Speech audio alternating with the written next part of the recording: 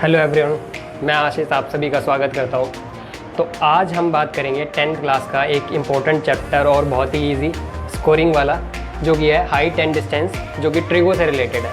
आपने देखा होगा उसमें ये सिर्फ एक ही एक्सरसाइज है। कंसेप्ट क्या होता है सबसे पहले वो समझेंगे, देन उसके बाद क्वेश्चन पे आएंगे। तो देखिए, सबसे पहले इसमें सिर्फ आपको रेशियो समझने हैं। जैसा कि आप पिछली क्लास में भी पढ़ के आए हैं कि कुछ ये रेशियो होते हैं जो मैंने आपको पहली क्लास में भी बताए थे कि पंडित बद्री प्रसाद हर हर बोले। अगर आपको ये याद है तो समझिए चैप्टर हो जाएगा, बस यही यूज़ होना है बार बार। अब इनके बेसिक कंसेप्ट क्या है, तो सबसे पहले समझ लीजिए कि मान लीजिए ग्राउंड का लेवल है, ये ग्राउंड है, ज़मीन है, और यहाँ पे कोई एक पॉइंट है और यहाँ पे कोई ऑब्जेक्ट है। मान लीजिए पतंग उड़ रही है, ये लीजिए, ये पतंग उड़ रही है। इस पॉइंट से इस पतंग का एंगल बन रहा होगा कोई, ये यहाँ से यहाँ तक कोई एंगल बन रहा होगा जिसको नाम दे दिया हमने थीटा। अब इस पतंग की बेस से ग्राउंड लेवल से कोई डिस्टेंस होगा, कितने ऊंचे पे उड़ रही है ना। और ये हमेशा बात किसकी करेंगे, राइट एंगल ट्रायंगल में बात करेंगे, क्योंकि ट्रिगो पूरी उसी में यूज़ हुई थी, है ना। तो ये अंडरस्टूड होना चाहिए।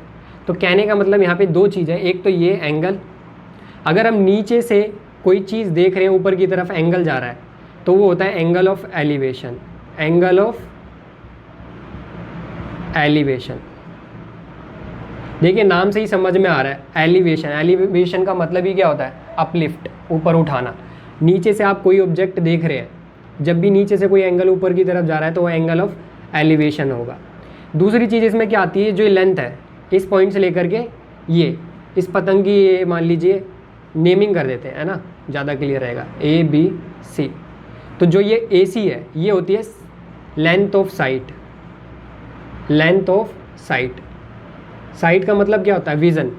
तो यहाँ से आप जब देख रहे हैं तो ये लेंथ कितनी है, बस इतना ही इसमें समझना है। कहने का मतलब क्या है, इस थीटा के अकॉर्डिंग मैं देखूँ तो सामने वाला ये परपेंडिकुलर है जो कि ए बी है ना, और इसके अकॉर्डिंग ये क्या है, बी सी क्या है, बेस है, और हाइपोटेनस क्या हो गया, ए सी। तो हमें वही समझना है जो पहले भी सीख रहे थे, ये साइन है, ये कोस है, ये टेन है, और फिर उनके रिवर्स। अलग अलग नाम दे दिए, आप इससे भी सॉल्व करेंगे तो भी वो करेक्ट माना जाएगा, बोर्ड में फुल मार्क्स मिलेंगे। ऐसी कोई प्रॉब्लम नहीं है कि आपको ये लेंथ लिखनी है, लेंथ ऑफ साइड या साइड ऑफ लेंथ, ऐसा ज़रूरी नहीं है। आप ट्रिग्नोमेट्रिक रेशियो में लिखिए, फुल मार्क्स मिलते हैं। नेमिंग कीजिए बढ़िया तरीके से, फिगर बनाइए ताकि टीचर को भी समझ में आए। तो ये पहली चीज़ थी, एंगल ऑफ एलिवेशन। अब दूसरी चीज़ क्या है कि मान लीजिए आप टेरेस पे खड़े हैं, ये आपका घर है ना, आप यहाँ पे खड़े हैं मान लीजिए, और यहाँ पे कोई कार जा रही है, ये लीजिए कार भी बना दी मैंने, ठीक है। अब यहाँ पे ये ग्राउंड लेवल से जा रही होगी, ये क्लियर होगा पहले, है ना, ये ग्राउंड लेवल से जा रही होगी। आपने इस कार को देखा, ये किसी पॉइंट पे देखना है, ठीक है, ये तो ऑब्जेक्ट मैं डिफाइन कर रहा हूँ। तो आप अपनी आई से जो देख रहे हैं, इस आई का विज़न जो हॉरिजॉन्टल है वो यही बनेगा। अगर आप सामने देखें तो ये आपका हॉरिजॉन्टल व्यू है, ठीक है। आपने आंखें नीचे करी और ये देखिए ऑब्जेक्ट, जब भी नीचे एंगल देखने की बात आएगी तो वो होगा एंगल ऑफ डिप्रेशंस। अब एंगल का हॉरिजॉन्टल व्यू क्या है, आपकी आई का हॉरिजॉन्टल व्यू क्या है, सामने। तो जो सामने बन रहा है और उस कार के बीच में जो लाइन के बीच में एंगल बन रहा है थीटा, वो क्या होता है, angle of depression. Angle of depression correct है, ये तो याद हो जाएगा। दो चीज़ें हैं, एलिवेशन ऊपर देखना है, डिप्रेशन नीचे देखना है। तो ये जो आपका ये व्यू बन रहा है ये थीटा है, और ये भी क्या होगा, थीटा होगा। क्यों होगा, क्योंकि जो आपके आई का व्यू हॉरिजॉन्टल लाइन है और जो रोड है वो क्या होती है, पैरेलल होती है, जिसकी वजह से ऑल्टरनेट इंटीरियर एंगल क्या हो जाता है, बराबर हो जाता है। हम कह सकते हैं इस फिगर में angle of depression equal to angle of elevation है। अब ये angle of elevation, angle of depression एक तरीके से और समझ सकते हैं। मैं छोटा सा एग्जांपल देता हूँ, जैसे कि मान लीजिए ये आपका एक कार्टून कैरेक्टर, सबने पहचान लिया होगा क्या बना रहा हूँ मैं, हाँ, डोरेमोन। ये लो हाय करता हो आपको, ये इसकी बॉक्स गैजेट वाली। ड्राइंग मेरी बहुत अच्छी थी बचपन में, शायद अब भी होगी। तो ये डोरेमोन है और बैम्बू कॉप्टर से उड़ रहा है, हवा में है। अगर इसका आई का व्यू देखा जाए तो ये है हॉरिजॉन्टल व्यू, है ना। अब इस आई से ये मान लो बादलों को देख रहा है और ऊपर देख रहा है, तो ये ऐसे देखेगा, वो क्या होगा, angle of elevation, angle of elevation. हम मान लीजिए वो इस आई से नीचे कुछ देख रहा है, बैम्बू कॉप्टर हवा में उड़ रहा है तो नीचे देख सकता है। तो मान लीजिए नोबिता कुछ हरकत कर रहा है नीचे और उसको देख रहा है, तो ये इस आई से देखेगा, है ना। हॉरिजॉन्टल व्यू क्या है इसका, जो उसके आई के व्यू के पैरेलल में है, हॉरिजॉन्टल व्यू एकदम सीध में। तो जब ये वाला एंगल बन रहा है तो ये क्या बन रहा है, एंगल ऑफ डिप्रेशन, क्योंकि नीचे है, angle of depression. I think अब क्लियर होगा कि डिप्रेशन कौन सा होता है, एलिवेशन कौन सा होता है। अब करते हैं क्वेश्चन, समझ में आ गया। और ये हवा में उड़ रहा है, ठीक है, बेस लाइन ग्राउंड नीचे होगा, ठीक है। वो जो इस बेस लाइन है, एक और चीज़ ध्यान दीजिए, मान लीजिए ये ग्राउंड है, ये ग्राउंड होगा और जो इसका हॉरिजॉन्टल व्यू है ये पैरेलल होता है, इसी वजह से ये कहीं पे देख रहा होगा ग्राउंड लेवल पे, तो एंगल ऑफ डिप्रेशन बराबर हो जाता है एंगल ऑफ एलिवेशन के, जो इसके रिस्पेक्टिव में है। क्योंकि ये जो दो लाइन है ये पैरेलल होती है, जो बेस होता है आपका ग्राउंड लेवल और जो आई का साइड व्यू होता है, हॉरिजॉन्टल व्यू होता है, अल्टरनेट इंटीरियर एंगल। तो अब क्वेश्चन से आप ज़्यादा बेटर समझ पाएंगे। तो देखते हैं क्वेश्चन।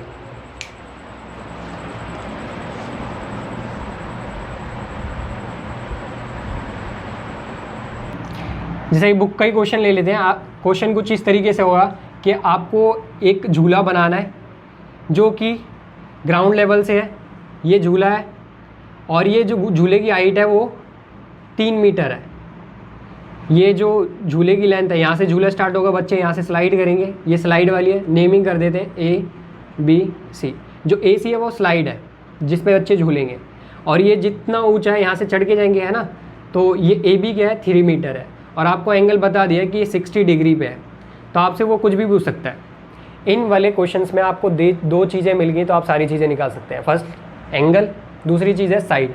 इन 3 साइड में से आपके पास कोई भी साइड होगी तो सारी चीज़ें निकाल सकते हैं बिल्कुल आसानी से।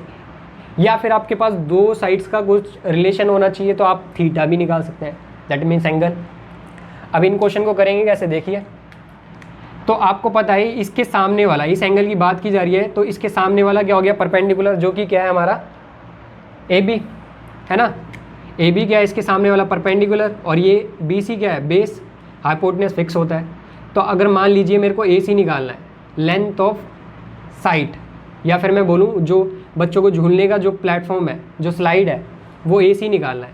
तो आपको AC निकालना है और परपेंडिकुलर गिवन है। ये रिलेशन किस में होता है, परपेंडिकुलर और हाइपोटेनस का, बिल्कुल क्लियर है, साइन में होता है। तो आप इसमें लगा दीजिए sine theta equal to perpendicular AB है और हाइपोटेनस AC है। अब वैल्यू पुट कीजिए, आंसर आ गया। साइन 60 जो एंगल गिवन है वही रखेंगे, AB कितना है 3 मीटर और AC आपको निकालना है।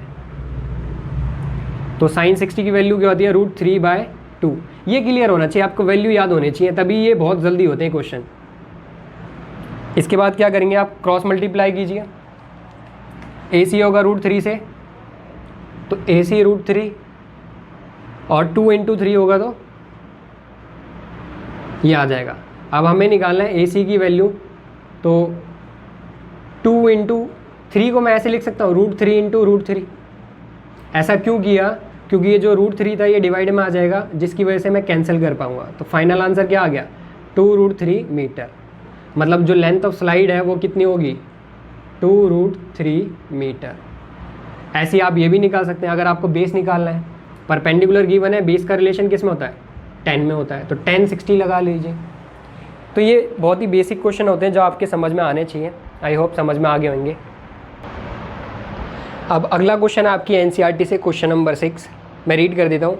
A 1.5 meter tall boy is standing at a some distance from the 30 meter tall building.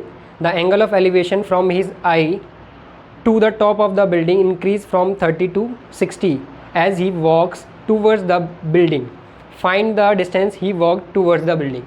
पहले फिगर को समझिए, अगर आपने फिगर बना ली तो ये क्वेश्चन बहुत ही ईजी हो जाता है। देखिए कैसे, मान लीजिए ये लड़का है, ठीक है, ये कितना मीटर टॉल है, इसकी हाइट कितनी है 1.5 मीटर, यही है क्वेश्चन।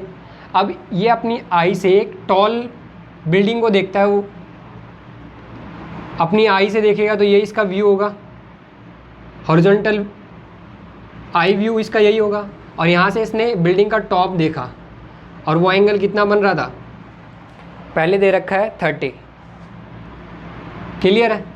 अब ये थोड़ी देर बाद यहाँ पे चल के यहाँ पे आ जाता है, अभी ये बिल्डिंग के टॉप को देख रहा है तो एंगल चेंज हो गया, अभी कितना हो गया 60, क्लियर है। और ये बिल्डिंग भी दे रखी है कितनी है 30 मीटर टॉल है ना। तो आपको पता है ना ये डिस्टेंस कितना चल लिया। तो सबसे पहले देखिए ये ग्राउंड जो लेवल है इसको मीट कीजिए और नेमिंग कर दीजिए A B C D और E, और इसको है ना पॉइंट मान लीजिए। अब मैं रब कर देता हूँ, ठीक है।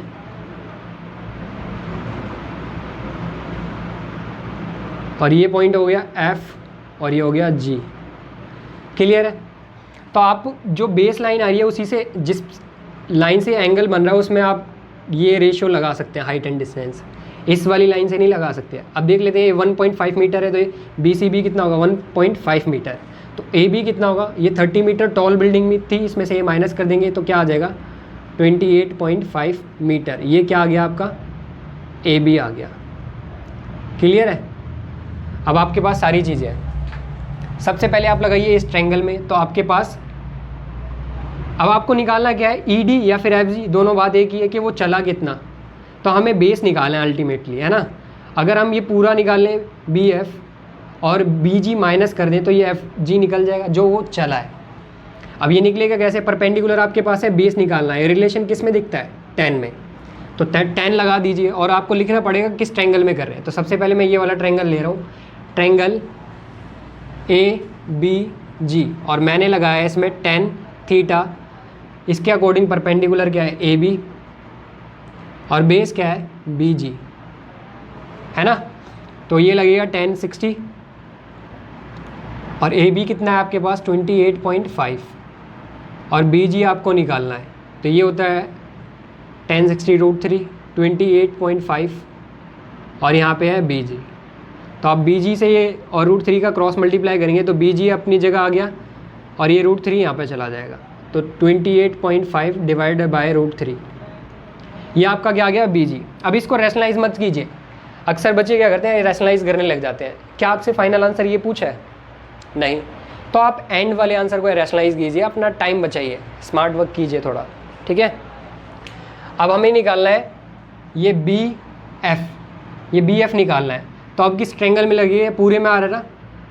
तो इन ट्रायंगल मैं यहाँ पे कर देता हूँ, इन ट्रायंगल ABF, ABF में लगाएंगे। फिर से आपको बेस निकालना है और परपेंडिकुलर गिवन है, तो क्या लगेगा 10 और इस बार एंगल कितना है 30।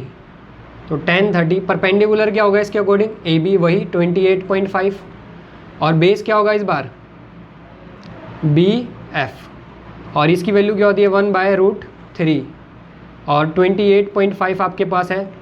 अब BF को आपको ब्रेक करके लिखना है, कैसे, BF कितना है, BF ये पूरा है और BG आप निकाल चुके हैं, है ना। तो 28.5 डिवाइडेड बाय √3, ये आप BG निकाल चुके हैं, ये आपने पुट करा। प्लस में क्या आएगा FG, प्लस FG। ये विजिबल आपको मैंने क्या लिखा है, कोई नहीं मैं दोबारा लिख देता हूँ इधर। 10 30 की वैल्यू क्या आ जाएगी, ऐसा कीजिए मैं इसको रब ही करता हूँ, ये नोट कर लीजिए। तो 10 30 की वैल्यू क्या आ गई 1/√3 और 28.5 एज इट इज़ है। अब मैं ये कह रहा था जो BF है आपके पास BG की वैल्यू आ चुकी है 28.5 डिवाइडेड बाय √3, प्लस में क्या है FG। तो आपको वही निकालना है अल्टीमेटली FG कितना आएगा।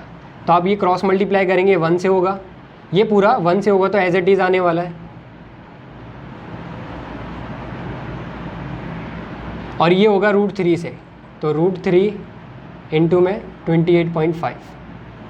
अब आपको क्या करना है, इस वाले टर्म को उधर ले जाना है क्योंकि आपको निकालना क्या है FG। तो ये हो गया 28.5 √3 मल्टीप्लाई हो गए, और ये वाला आ जाएगा इधर माइनस में 28.5 डिवाइडेड बाय √3।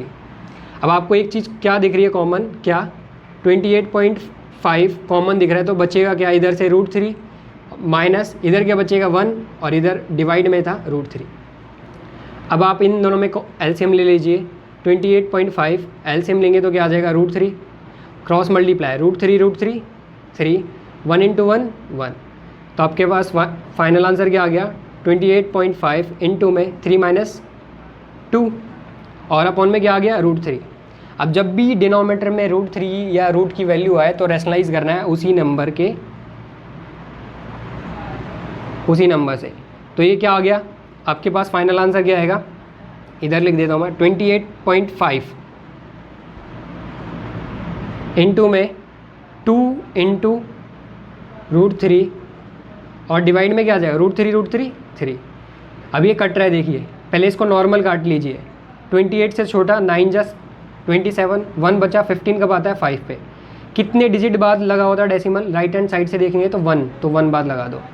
अब इसका मल्टीप्लाई कर दो, 9.5 इंटू 2 क्या होता है 9.5 का 2 गुना 2 टाइम्स दैट इज़ 19, और साथ में क्या था √3।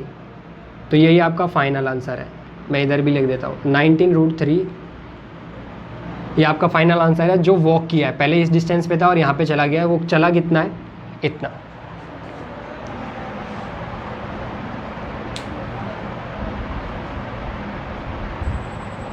अब अगला क्वेश्चन है आपकी एनसीईआरटी में question number 8। A statue 1.6 metre tall stand on a top of pedestal from the point on a ground. अब आपको पता है ये मान लीजिए ये पॉइंट है ग्राउंड का, ठीक है, ये पॉइंट है ग्राउंड का और यहाँ से एक पेडेस्टल है। पेडेस्टल मतलब जिस पे मूर्ति रखी जाती है, आपने देखा हो ना मूर्ति रखी जाती है, ये पेडेस्टल है और इस पे स्टैचू है 1.6 मीटर टॉल। तो ये स्टैचू मान लीजिए इसकी हाइट है 1.6 मीटर, ठीक है। ये पेडेस्टल है जो स्टैंड होता है, उसके ऊपर मूर्ति है 1.6 मीटर की। अब आगे क्या है, from the point on a ground the angle of elevation top of statute is 60, from the same point the angle of elevation top of the pedestal is 45। उसने बोला है कि एक पॉइंट है उसी ग्राउंड लेवल पे, तो मान लेते हैं ये पॉइंट है, उस पॉइंट से जो टॉप है किसका, स्टैचू का टॉप यही है। अगर मैं नेमिंग कर दूँ ABC, ये स्टैचू है, इसका टॉप क्या है A, इसका एंगल दे रखा है कितना 45। क्लियर है। आगे क्या बोल रखा है, उसी पॉइंट से सेम पॉइंट से पेडेस्टल का टॉप क्या है पेडेस्टल का B, तो इस पे जो एंगल आ रहा है वो कितना आ रहा है, वो आ रहा है आपके पास, अच्छा पहले 60 था, इसको करेक्ट कर लेंगे, ये 45 है और जो पहले एंगल बना रहा था वो था 60। क्लियर, आपको फिगर समझ में आ गई। अब ऐसे क्वेश्चन में आपको देखना होता है कॉमन चीज़ क्या है, उसी में लगाना होता है। जैसे कि देखा जाए तो परपेंडिकुलर आ रहा है कॉमन, बड़े वाले ट्रायंगल में भी आ रहा है, छोटे वाले में भी आ रहा है, बस थोड़ा सा पार्ट नहीं आ रहा है, और बेस भी कॉमन है। तो इसका मतलब परपेंडिकुलर और बेस का रिलेशन दिखना ही है, और निकालना क्या है आपको, हाइट ऑफ पेडेस्टल। तो उससे भी समझ सकते हैं कि परपेंडिकुलर निकालना और बेस कॉमन है तो 10 ही लगेगा। तो सबसे पहले लगाइए इन ट्रायंगल, इसका नाम कर देते हैं BCD में, इन ट्रायंगल BCD 45 गिवन है एंगल, और आपके पास क्या है DC भी नहीं है और BC भी नहीं है, कोई लगा के देखते हैं। तो 10 45 क्या होगा, इसके सामने वाला परपेंडिकुलर BC और बेस होता है DC।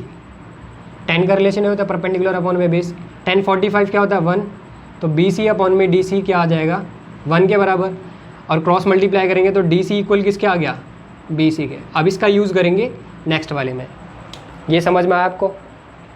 अब ये यूज़ कैसे कर रहे हैं, बड़े वाला ट्रायंगल देख लीजिए ACD, तो इन ट्रायंगल ACD फिर से वही लगाएंगे परपेंडिकुलर और बेस का रिलेशन, क्योंकि यही हमें निकालना है। तो 10 इस बार क्या लगेगा 60, क्योंकि 60 एंगल था, और इस बार परपेंडिकुलर होगा 60 के अकॉर्डिंग ये जो पूरी 2 रे से मिलकर बन रहा है, जो कि क्या है AC। अपॉन में बेस तो वही रहने वाला है DC। अब पुट कर दीजिए वैल्यू 1060√3। AC को आप डिवाइड कैसे कर सकते हैं, AB प्लस BC, तो AB प्लस BC, और DC की जगह आप वैल्यू क्या रख सकते हैं, BC रख दीजिए। √3 किससे मल्टीप्लाई हो जाएगा, BC से क्रॉस मल्टीप्लाई, और ये पूरा हो जाएगा 1 से। तो AB की वैल्यू आपको पता है, हाँ 1.6, और BC नहीं पता है।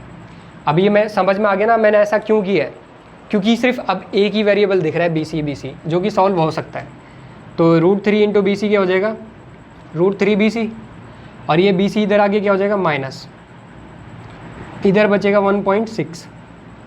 अब आप इधर से BC कॉमन लेंगे तो क्या बचेगा, √3 माइनस 1, और इधर है 1.6। हमें निकालना है सिर्फ BC, तो ये पूरा कहाँ आ जाएगा, डिवाइड में। तो BC की वैल्यू क्या आ गई, 1 पॉइंट डिवाइडेड बाय √3 माइनस 1, ये आपका आंसर है।